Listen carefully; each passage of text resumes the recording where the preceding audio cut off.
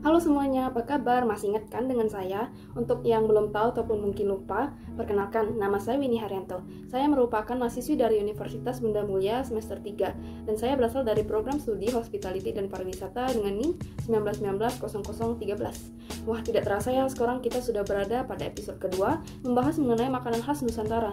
Pada episode sebelumnya, kita sudah membahas makanan khas Nusantara yang berasal dari Sumatera Utara, yaitu mie sop Medan. Nah, untuk episode kali ini kita harus berjalan sedikit lebih jauh karena kita akan membahas salah satu makanan yang berasal dari Kupang, Nusa Tenggara Timur, yaitu daging sei. Nah, tanpa berlama-lama lagi, langsung saja kita mulai. Nah, jadi sebenarnya apa sih daging sei itu? Nah, daging sei merupakan daging asap khas dari Kupang, Nusa Tenggara Timur. Daging ini dimasak dengan kayu yang berjarak jauh sehingga mematangkan daging itu bukan dari kayu tadi, melainkan dari asap panas. Terdapat beberapa jenis sei. Yang pertama sei sapi, yang kedua sei babi, dan yang baru ditemukan akhir-akhir ini adalah sei daging ikan. Nah, apabila baru diasap, kita bisa langsung memakannya dengan cara mengirisnya terlebih dahulu. Dan apabila kita sudah menyimpannya selama beberapa waktu, kita harus menggorengnya terlebih dahulu ataupun bisa menumisnya bersama dengan bunga pepaya atau sayur mayur lain. Nah, sebelum kita mulai masuk ke dalam pembahasan kita lebih lanjut, saya sudah melakukan wawancara singkat bersama teman saya yang merupakan orang asli Kupang. Langsung saja yuk simak videonya berikut ini. Terima kasih, perkenalkan nama aku Dona, lengkapnya Dona Maria Swartina Kinanti Putri Ematan. Aku berasal dari Kupang, lahir dan besar di sana. Dan saat ini sedang kuliah di Universitas Bunda Mulia, semester akhir sedang mengambil skripsi. Semoga cepat lulus. Amin. Aromanya itu sedikit asam yang tapi gurih. Jadi membuat kita itu berselera untuk makan. Si daging ini sangat mudah ditemukan karena sudah banyak warung-warung yang menjualnya. Yang membuat langsung di depan warung pun ada tempat pengasapan maupun yang dijual sebagai oleh-oleh untuk dibawa ke daerah lain.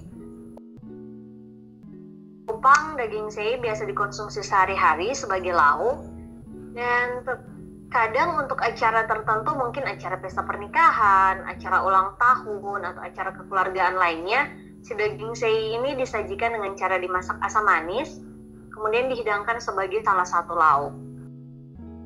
Sei sendiri berasal dari bahasa rote yang berarti daging yang diiris tipis memanjang. Yang perlu teman-teman ketahui, pada awalnya digunakan daging rusa. Namun karena rusa semakin langka dan dilindungi, yang sekarang banyak dipakai adalah daging sapi dan daging babi.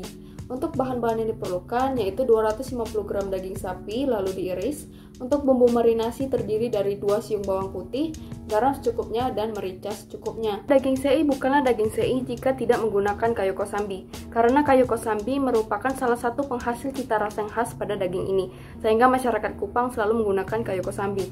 Kayu kosambi juga memiliki spesifikasi padat, berat, dan memiliki warna merah muda hingga kelabu.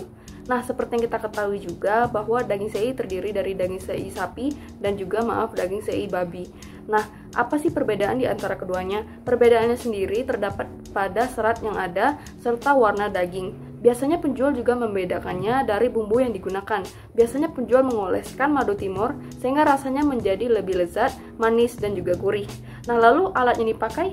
Nah, untuk alat yang dipakai biasanya berbentuk segi empat dengan ukuran 1,5 meter x 1 meter x 1 meter dan lalu biasanya terbuat dari besi beton. Nah, pasti teman-teman pada penasaran kan makanan apa sih yang cocok dan lezat disantap bersama dengan daging sei ini?